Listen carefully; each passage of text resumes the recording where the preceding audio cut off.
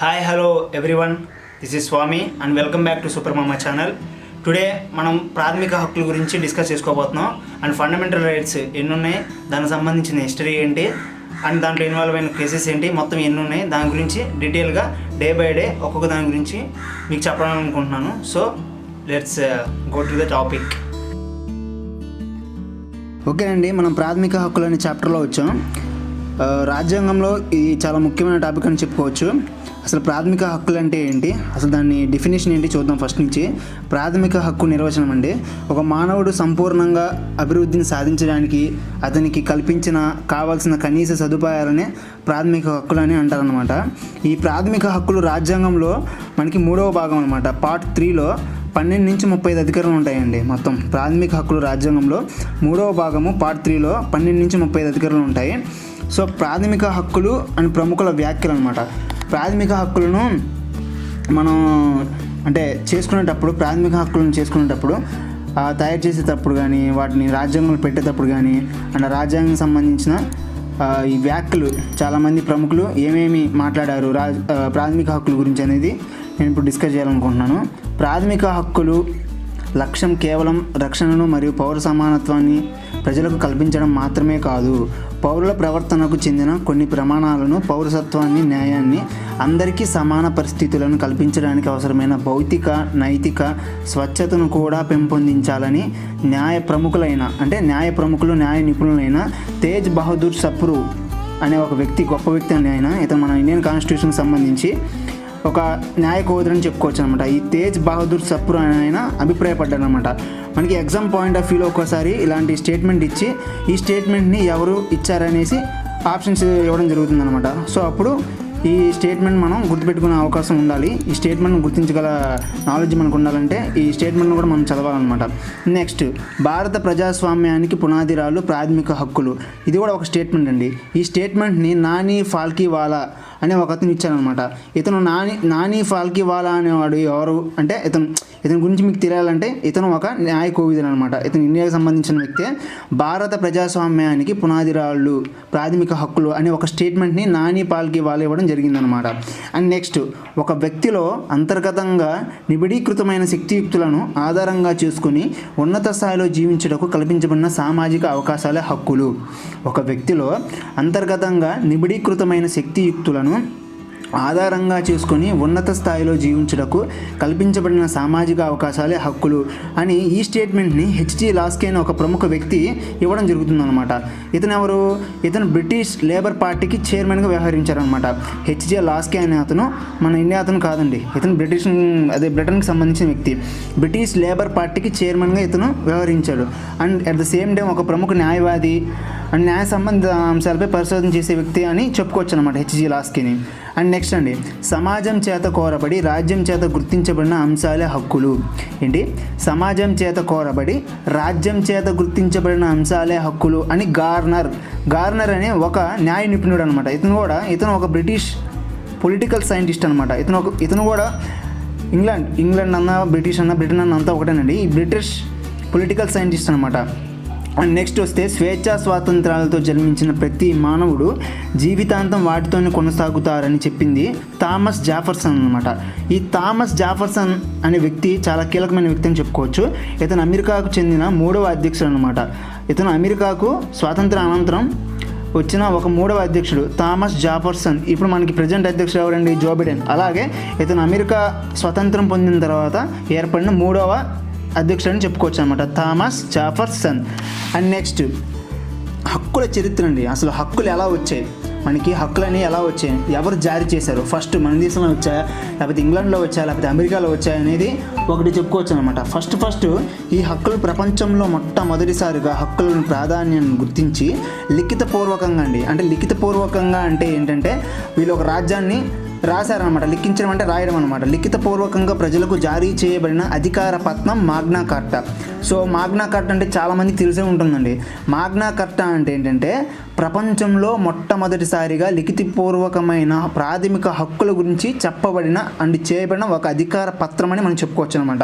ఈ మాగ్నా కార్టా అనే అధికార పత్రాన్ని బ్రిటన్కు చెందిన జాన్ ఎడ్వర్డ్ వన్ ఈయన రాజు అండి. జాన్ ఎడ్వర్డ్ వన్ అనే రాజు 1215వ సంవత్సరంలో మాగ్నా కార్టాను జారీ చేశారనమాట. అంటే ప్రతి మానవుడికి వ్యక్తికి కూడా హక్కులు అనేవి చాలా కీలకమైనవి అనేది ఈయన ఉద్దేశం అండి. సో అందుకని ఈయన 1215వ సంవత్సరంలో జాన్ ఎడ్వర్డ్ వన్ అనే ఒక రాజు మాగ్నా కార్టాను జారీ చేశారండి. దాని తర్వాత ఏమైందంటే 1689లో బ్రిటిష్ పార్లమెంట్ చేసిన హక్కుల ప్రకటన, అంటే 1689లో బ్రిటిష్ పార్లమెంట్ హక్కుల గురించి ఒక ప్రకటన చేసిందండి. ప్రజల రాజకీయ హక్కులను మరియు పౌరుల హక్కులను గుర్తించిందనమాట.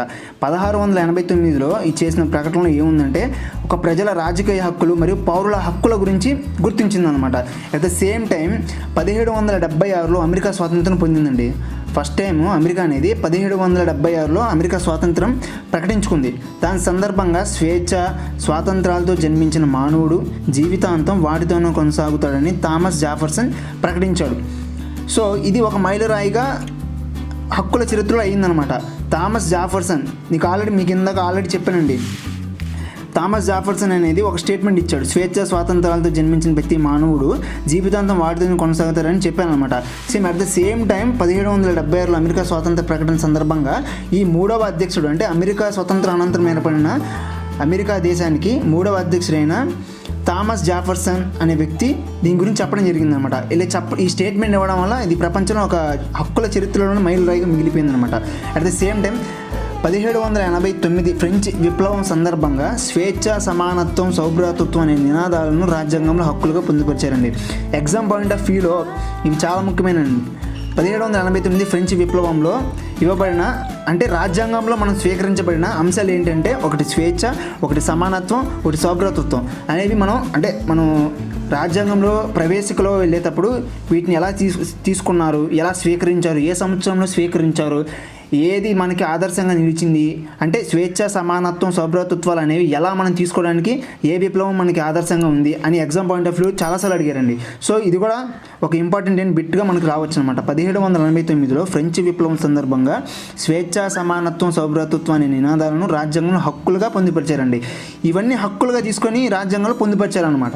అట్ ద సేమ్ టైం 1917లో రష్యా విప్లవం అనంతరం, అంటే 1917లో రష్యా విప్లవం అయిపోయిన తర్వాత రూపొందించబడిన రాజ్యాంగంలో సామాజిక ఆర్థిక రాజకీయ న్యాయాన్ని, అంటే సామాజిక ఆర్థిక రాజకీయ న్యాయాన్ని ప్రజలందరికీ అందించే అంశం మన రాజ్యాంగంతో సహా అనేక రాజ్యాంగాలకి ఆదర్శమైందనమాట. అంటే ఒక విప్లవం జరిగిందండి. 1917లో మనకి రష్యా విప్లవం అనేది జరిగిందనమాట. అయిపోయిన తర్వాత కొన్ని కీలకమైన అంశాలని మనం తీసుకోవడం జరిగిందనమాట. ఆ అంశాలు ఏంటంటే సామాజిక ఆర్థిక రాజకీయ న్యాయం అనే కొన్ని ముఖ్యమైన అంశాలు ప్రజలందరికీ కావాలనేసి రాజ్యాంగంలో వీటిని పొందుపరచడం జరిగిందండి. ఈ విప్లవం తర్వాత ఈ అంశాలను మన ఇండియా రాజ్యాంగమే తీసుకోలేదు. చాలా రాజ్యాంగాలు ఈ అంశాలను తీసుకొని వాళ్ళ రాజ్యాంగంలో ఈ అంశాలు పెట్టుకోవడం జరిగిందండి. అండ్ నెక్స్ట్ పాయింట్కి వస్తే అసలు భారతదేశంలో ఇప్పటివరకు చెప్పిందంతా అసలు హక్కుల చరిత్ర అండి. ఫస్ట్ నుంచి అనేది అసలు ఎలా స్టార్ట్ అయింది, ఎక్కడతో అయింది. So coming to the Indian constitution అనమాట. అంటే ఇండియన్ కాన్స్టిట్యూషన్, భారతదేశంలో ప్రాథమిక హక్కుల చరిత్ర అనేది అసలు ఎలా స్టార్ట్ అయింది అనేది ఇప్పుడు మనం చూద్దాం. మనం చూస్తే ఇండియాలో చూస్తే 1895లో బాల గంగాధర్ తిలక్ అనే ఒక వ్యక్తి అండి. ఇతను చాలా మంచి గొప్ప ఫ్రీడమ్ ఫైటర్. 1895లో బాల గంగాధర్ తిలక్ అనే వ్యక్తి స్వరాజ్ అనే ఒక బిల్లుని రూపొందించాడండి. స్వరాజ్ బిల్లును రూపొందించి దీన్ని ప్రతిపాదించి భారతీయులకు వాక్ స్వాతంత్రము, భావ ప్రకటన స్వాతంత్రం అనేది చాలా ముఖ్యంగా కావాలని ఇతను డిమాండ్ చేయడం జరిగిందనమాట. అంటే వాక్ స్వాతంత్రం అంటే అప్పుడు 1895లో బ్రిటిష్ వాళ్ళని మనం ఎదిరించి మాట్లాడడం కానీ, కొట్టడం కానీ, తిట్టడం కానీ, కఠినమైన శిక్షలు కానీ వేయడం జరిగిందనమాట. మనం అంటే వాక్ స్వాతంత్రం అంటే ఏంటంటే మనం మాట్లాడే హక్కు అనమాట, వాక్కు. సో భావ ప్రకటన హక్కు, మన భావాలని, మన భావోద్వేగాలని, అంటే మనం వాళ్ళు మతాల్లో వాళ్ళ మతాలని ఇంప్లిమెంట్ చేయడం కానీ మన మతాలని తగ్గించాలని చూడడం కానీ ఇలా చేశారు కదా. సో మన భావాలను వ్యక్తపరచడానికి కానీ మన మాటలను వాళ్ళకి వ్యక్తపరిచే విధంగా మనం చెప్పుకోవడానికి కానీ కావాలని బాలగంగాధర్ తిలక్ 1895లో స్వరాజ్ అనే బిల్లు ద్వారా ఫస్ట్ టైం మన భారతదేశంలో మొట్టమొదటి వ్యక్తిగా చెప్పుకోవచ్చు హక్కులు కావాలని డిమాండ్ చేసిన వ్యక్తి అనమాట మన బాలగంగాధర్ తిలక్ అనమాట తొలిసారి. అట్ ద సేమ్ టైం ఈయన ఏమన్నాడు, వాక్ స్వాతంత్ర హక్కు అండ్ భావ స్వాతంత్ర హక్కు మాకు కావాలి అండ్ మరియు వారి ఇళ్లకు కానీ ఆస్తులకు కానీ రక్షణ కావాలండి. అంటే భారతదేశంలో అనేకమైన అంటే సంపన్నమైన కుటుంబాల్లో ఉన్న బంగారం అలాంటివన్నీ మొత్తం అన్ని దోచుకోవడం కానీ బ్రిటిష్ వాళ్ళు చేసింది మొత్తం అదేనండి. మనం 200 సంవత్సరాలు పరిపాలించాలంటే వాళ్ళు కేవలం వాళ్ళ వ్యాపారం వాళ్ళ స్వలాభివృద్ధి కోసం అండ్ వాళ్ళు ఆర్థికంగా బలపడడం కోసం మన దగ్గర ఉన్న బంగారం వజ్రాలు అలాంటివన్నీ కొలగొట్టడం జరిగింది. సో దాని గురించి కూడా బాలగంగాధర్ తిలక్ ఏమన్నాడంటే మన ఇళ్లకు అండ్ మన ఆస్తులకు కూడా రక్షణ కావాలని బ్రిటిష్ ప్రభుత్వాన్ని హక్కుల గురించి డిమాండ్ చేయడం జరిగిందనమాట. అండ్ నెక్స్ట్ వస్తే భారతదేశంలో 1917 సంవత్సరంలో జరిగిన ఐఎన్సీ అండి. ఐఎన్సీ అంటే ఇండియన్ నేషనల్ కాంగ్రెస్ అంటే జాతీయ కాంగ్రెస్ సమావేశం అని చెప్పుకోవచ్చు. భారతదేశంలో 1917 సంవత్సరం జరిగిన ఐఎన్సీ జాతీయ కాంగ్రెస్ సమావేశం ప్రజల హక్కులపై మొదటగా తీర్మానం ఆమోదించబడిందనమాట. అంటే 1917 మనకి ఐఎన్సీ జరిగిందనమాట. ఈ ఐఎన్సీ అనేది కోల్కతాలో జరిగింది. ఈ కోల్కతాలో జరిగిన ఐఎన్సీకి ఎవరు అధ్యక్షులు అంటే అనీ బెసెంట్ అనమాట. ఇలా కూడా అడుగుతారండి బిట్టు. 1917లో జరిగిన ఐఎన్సీకి అధ్యక్షుడు ఎవరు, ఏ ప్లేస్లో జరిగింది, ఒక బిట్లో రావచ్చు లేకపోతే 2 బిట్లో రావచ్చు. సో మనం గుర్తుపెట్టుకోవాలన్నమాట. ఐఎన్సీలు కూడా మనకి ఫస్ట్ 1885 నుంచి మనకి ఐఎన్సీలు స్టార్ట్ అయ్యిందన్నమాట. అప్పుడు ఏర్పడింది. ఫస్ట్ ఇది బొంబాయిలో జరిగింది. సో ఇలా చెప్పుకుంటూ పోతే 1917 వచ్చేసరికి మనకి హక్కుల గురించి తీర్మానం జరిగిందనమాట. ఈ తీర్మానాన్ని ఆమోదం కూడా చేశారు. అండ్ నెక్స్ట్ చూసుకుంటే 1925 సంవత్సరంలో శ్రీమతి అనీ బెసెంట్ అనమాట. శ్రీమతి అనీ బెసెంట్ ప్రవేశపెట్టబడిన కామన్వెల్త్ ఆఫ్ ఇండియా బిల్లులో ఐర్లాండ్ ప్రజల మాదిరిగానే భారతీయులకు కూడా శాశ్వత ప్రాతిపదికపై హక్కులు కల్పించాలని కోరారనమాట. 1925 సంవత్సరంలో శ్రీమతి అనీ బెసెంట్, మీకు ఒక ముఖ్యమైన విషయం ఏంటంటే శ్రీమతి అనీ బెసెంట్ అనేది ఏమో ఐర్లాండ్ అనమాట, మన ఇండియన్ కంట్రీకి చెందిన కాదు. ఐర్లాండ్ నుంచి వచ్చి ఇండియాలో ఫ్రీడమ్ గురించి పోరాడిన ఒక ముఖ్యమైన వ్యక్తి అని చెప్పుకోవచ్చు. చాలా గ్రేట్ పర్సనాలిటీ. అంటే 1925 సంవత్సరంలో శ్రీమతి అనీ బెసెంట్ అనమాట ఏమో ఒక కామన్వెల్త్ ఆఫ్ ఇండియా అని ఒక బిల్ని ప్రవేశపెట్టింది అనమాట. ఐర్లాండ్ వ్యక్తి కాబట్టి ఐర్లాండ్లో ఉన్న హక్కుల గురించి అంటే ఐర్లాండ్లో ప్రజలకు మాదిరిగానే శాశ్వతమైన హక్కులు ఖచ్చితంగా మన ప్రాథమిక హక్కులు లాంటివి ప్రాథమిక హక్కులు ఇండియన్స్ కూడా అలాగే పర్మనెంట్గా ఉండాలనేసి చెప్పడం జరిగింది. అంటే కొన్ని ఉంటాయండి, ఈ కాల పరిమితి వరకు ఇలా చేయాలి, ఆ కాల పరిమితి వరకు ఇలా చేయాలి, ఇలా ఉండాలి అలా ఉండాలని కొన్ని డిమాండ్స్, వాటి మీద కొన్ని పరిమితులు విధిస్తారన్నమాట. అలాంటి పరిమితులు లేని హక్కులు కావాలి అంటే మన హక్కుల మీద కూడా పరిమితులు విధిస్తారండి. జాతీయ అత్యవసర పరిస్థితి వచ్చినప్పుడు కానీ జాతీయ ఆర్థిక పరిస్థితి వచ్చినప్పుడు కానీ హక్కుల మీద మనకి రాష్ట్రపతి ఉంటారు. రాష్ట్రపతి వాటిని అన్ని హక్కులను ఉపయోగించుకోవడానికి ఉండదన్నమాట. కొన్ని పరిమితులు అనేది మనకి విధిస్తారు. సో మనం దీని గురించి తర్వాత నెక్స్ట్ టాపిక్లో హక్కుల గురించి బాగా డీప్గా వెళ్ళిన తర్వాత ఆ టైంలో చెప్పుకుందామండి. ప్రస్తుతానికి నెక్స్ట్ వచ్చి 1927లో జరిగిన ఒక ఐఎన్సీ అండి. అంటే 1927 సంవత్సరంలో మద్రాసులో ఒక ఐఎన్సీ జరిగిందనమాట. అంటే ఐఎన్సీ అంటే మీకు ఇందాక చెప్పాను, జాతీయ కాంగ్రెస్ సమావేశం జరిగిందనమాట. వీళ్ళు ఏంటంటే 1927లో జరిగిన ఈ ఐఎన్సీలో అధ్యక్షులు వచ్చేసి ముఖ్తార్ అహ్మద్ అన్సారీ. 1927 ఐఎన్సీ అధ్యక్షులు మద్రాసులో జరిగింది. అధ్యక్షులు వచ్చేసి ముఖ్తార్ అహ్మద్ అన్సారీ అనమాట. సో 1927లో జరిగిన ఐఎన్సీలో ఈ సమావేశంలో భవిష్యత్ రాజ్యాంగానికి ప్రాథమిక హక్కులు ప్రాతిపదికపై కావాలని డిమాండ్ చేయడం జరిగిందనమాట. ఓకేనా, అంటే భవిష్యత్తులో రాజ్యాంగం నిర్మిస్తాం మేము, దానికి కావాల్సిన ప్రాథమిక హక్కులు మేము పొందుపరుచుకుంటాం, మాకు అధికారం కావాలని బ్రిటిష్ గవర్నమెంట్కి వీళ్ళు ఈ సభ ద్వారా విన్నవించుకున్నారనమాట. ప్రాతిపదికపై మాకు కావాలని డిమాండ్ చేయడం జరిగింది. అండ్ నెక్స్ట్ 1928లో నెహ్రూ నివేదిక. 1928లో నెహ్రూ ఒక నివేదిక వేశారండి.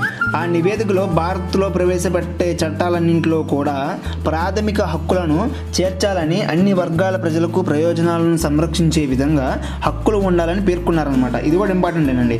నెహ్రూ నివేదిక ఎప్పుడు ప్రారంభించారు అంటే 1928 అని ఒక బిట్టు వచ్చింది కూడా. అంటే ఇన్కేస్ ఇలా పేపరు మనకి టఫ్గా ఇవ్వాలి అనుకున్న టైంలో ఇలాంటి బిట్లు కూడా అడుగుతాడండి, మనం చెప్పలేము.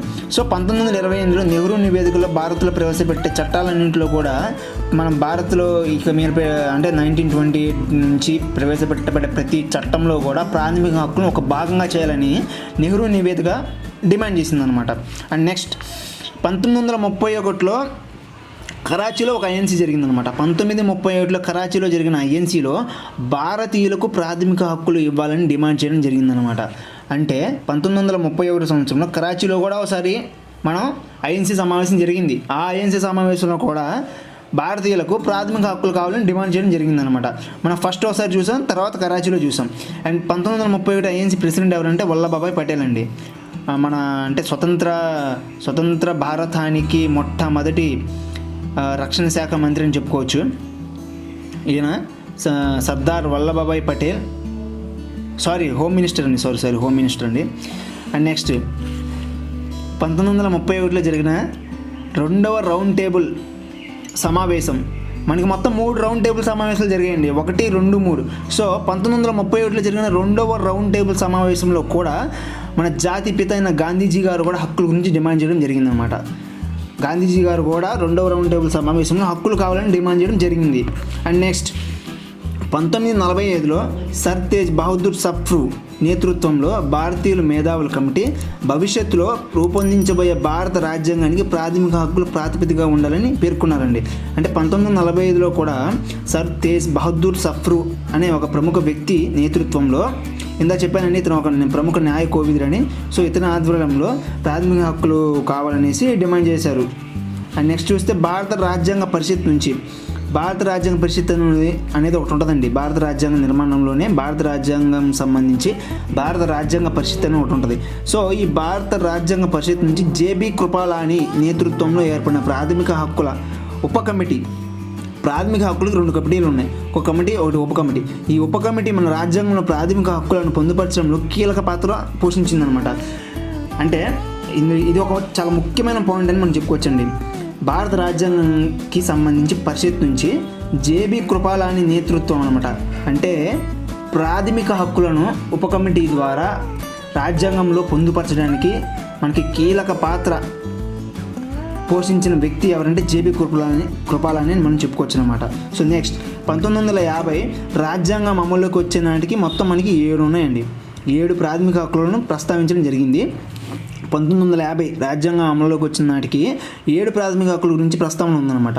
1 సమానత్వపు హక్కు. ఈ సమానత్వపు హక్కు అనేది 14 నుంచి 18 అధికరణలో చెప్పడం జరిగిందనమాట. అండ్ స్వాతంత్రపు హక్కు 19 నుంచి 22 అధికరణలు. అండ్ పీడనాన్ని నిరోధించే హక్కు 23 నుంచి 24. మత స్వాతంత్రపు హక్కు 25 నుంచి 28. విద్యా సాంస్కృతికపు హక్కు 29 నుంచి 30. అండ్ ఆస్తి హక్కు 31. రాజ్యాంగ పరిహారపు హక్కు 32 అండి. ప్రస్తుతం భారత రాజ్యాంగంలో 6 ప్రాథమిక హక్కులు మాత్రమే ఉన్నాయి. ఎందుకంటే ఆస్తి హక్కు ఆరోదైన మనకి ఆస్తి హక్కును 1978వ సంవత్సరంలో జనతా ప్రభుత్వం కాలంలో ఆస్తి హక్కును ప్రాథమిక హక్కుల జాబితా నుంచి తీసేయడం జరిగిందనమాట. ఇది చాలా ఇంపార్టెంట్ అండి. 44వ రాజ్యాంగ సవరణ అనేది కూడా చాలా వెరీ వెరీ ఇంపార్టెంట్. ఈ 44వ రాజ్యాంగ సవరణలో మనం అనేక అంశాలను ఇంప్లిమెంట్ చేయడం జరిగింది. అంటే కొత్త అంశాలను తీసుకురావడం జరిగింది, కొన్ని అంశాలను తీసివేయడం జరిగింది. సో 1978వ సంవత్సరంలో జనతా ప్రభుత్వం 44వ రాజ్యాంగ సవరణ ద్వారా ఈ ఆస్తి హక్కును ప్రాథమిక హక్కుల జాబితా నుంచి తొలగించడం జరిగింది. ప్రస్తుతం ఆస్తి హక్కు ఇప్పుడు తీసేసింది, వేరే చోట పెట్టాలి కదా, ఉంచాలి కదా, ఆస్తి కూడా హక్కు కాబట్టి ప్రస్తుతం ఈ ఆస్తి హక్కును 300A అనే సబ్ సెక్షన్లో అధికారంలో పొందుపరచడం జరిగిందనమాట. ప్రస్తుతం ఆస్తి హక్కును 300A అనే అధికారంలో పొందుపరచడం జరిగింది. ప్రాథమిక హక్కులకి భారత రాజ్యాంగం మాగ్నా కార్టా వంటిది. ఇదండి, ఇది కూడా చాలా ముఖ్యమైన ఇంపార్టెంట్ ఒక అంశం అని చెప్పుకోవచ్చు. ప్రాథమిక హక్కులకు భారత రాజ్యాంగం మాగ్నా కార్టా వంటిది అనమాట. సో అమెరికాలోని రాజ్యాంగంలోని బిల్ ఆఫ్ రైట్స్ అనే అంశం చేత ప్రభావితమై మన రాజ్యాంగ నిర్మాతలు ప్రాథమిక హక్కులను మన రాజ్యాంగంలో పొందుపరిచారు. Very very very important point ఏంటంటే, ఇది లాస్ట్లో చెప్తున్నాను, గుర్తుపెట్టుకోండి. అసలు మన ప్రాథమిక హక్కులు అనేవి ఏ దేశం నుంచి తీసుకున్నారు అంటే అమెరికా నుంచి అని చెప్పుకోవచ్చు. సింపుల్గా అమెరికా రాజ్యాంగంలో అమల్లో ఉన్న బిల్ ఆఫ్ రైట్స్ అనే ఒక అంశం చేత మన రాజ్యాంగ నిర్మాతలు ఆ అమెరికాలోని బిల్ ఆఫ్ రైట్స్ బాగున్నాయనేసి వాటిని తీసుకోవడం జరిగిందనమాట. ఈ బిల్ ఆఫ్ రైట్స్ అనే అంశాన్ని ఆధారంగా చేసుకొని మన రాజ్యాంగంలో ప్రాథమిక హక్కులను పొందుపరచడం జరిగిందనమాట మన రాజ్యాంగ నిర్మాతలు. సో ఇంతటితో ఈ క్లాస్ అయిపోయిందండి. నెక్స్ట్ వేరే వీడియోల్లో ఇంకా మొత్తం ఈ ప్రాథమిక హక్కుల గురించి చెప్పడం జరుగుతుందండి. అండ్ థ్యాంక్స్ ఫర్ వాచింగ్ అండి. థ్యాంక్స్.